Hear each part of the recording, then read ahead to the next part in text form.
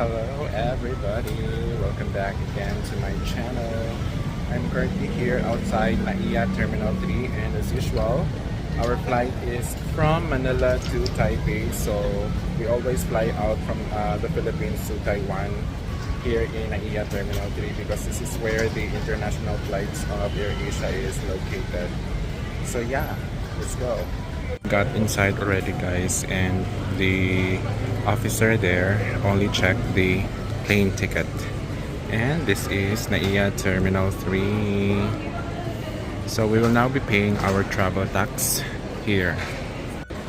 Kapag bayad na tayo ng travel tax guys, which is 1,620, at next na step is pupunta na tayo sa counter ng AirAsia which is located there. So yun lang yung counter ng AirAsia, and karamihan sa mga counters ay counter ng Cebu Pacific. And nakapag-check-in na tayo guys sa online, but unfortunately online check-in is only for domestic flight. If you are traveling for abroad, international flight, hindi siya pwede. You have to go there sa counter ng AirAsia, and the reason for that is itong resibo ng travel tax, yung isa yung pink, kasi dalawa to, yung duplicate ibibigay mo, sila ang kukuha nun, saka kanila ipapatuloy sa immigration area. At naibigay na natin guys ang resibo natin sa travel tax, at binigyan na tayo ng boarding pass, so tayo ay tutungo na sa immigration area. So yan yung immigration area guys, and as always bawal na mag-picture at video doon. Let's go. By the way, si ate na nasa counter kanina sa AirAsia, nag-offer siya ng free check-in kahit yung hand carry ko, pero ayoko. Okay lang sa akin na bibit-bitin ko tong bagahe ko kasi baka maiwan. Let's go. At dito na ako sa gate 105. Ito yung gate ko. So time check, it's 10:43. Tapos yung boarding namin is 11:50 ng gabi.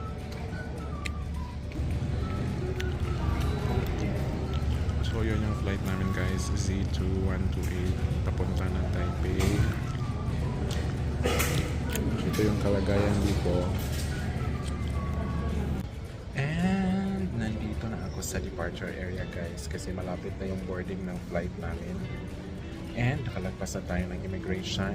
As usual, walang masyadong tanong.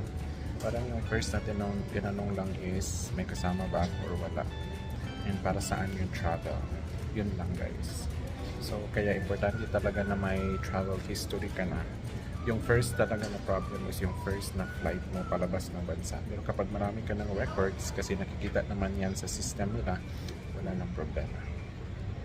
Hi guys, time check, it's already 11:15 ng gabi, and wala nang tao guys, wala na masyadong tao. Supposedly 11:45 nakalipad na tayo, but unfortunately delayed na naman ang flight natin guys, so hintay-hintay lang tayo. So ito yung sitwasyon dito sa gate number 107 tsaka sa 108, wala nang masyadong tao, pati dito guys wala nang masyadong tao. And my goodness guys, nag-announce na naman ng change ng gate. So from gate 105 naging gate 110 na guys. And kung di nyo alam, yung gate 105 is yung pinakamalayo na gate dito. Yung gate 110 is malapit lang siya sa immigration. So pakita ko sino kung gaano kataas yung nilakad ko. Doon sa dulo guys is yung gate 105, at kailangan mong lakarin papunta doon talaga sa malapit sa immigration area, yung gate 110. Ay nako, my goodness, karating na tayo malapit sa gate 110. So that's why you really have to be alert at all times. Hindi ka pwedeng patulog-tulog, baka maiwan ka ng aeroplano. Ito na yung update. This is gate 110.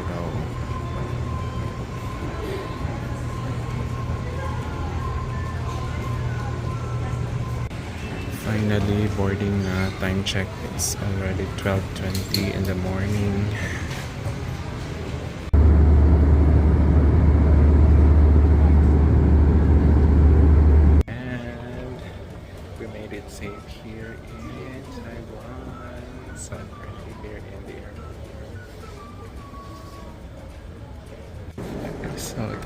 Early morning ganap dito guys.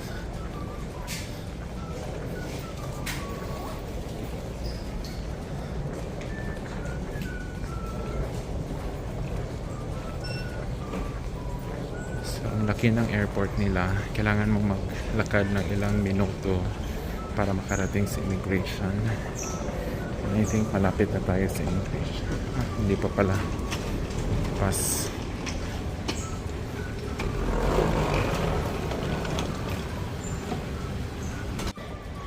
And we finally made it outside sa immigration guys. So walang tanong.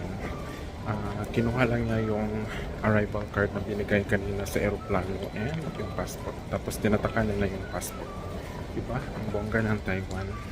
Ang susunod naman natin gawin ay itry natin yung Taiwan, the Lucky Land. Baka manalo tayo ng 5,000 NTD.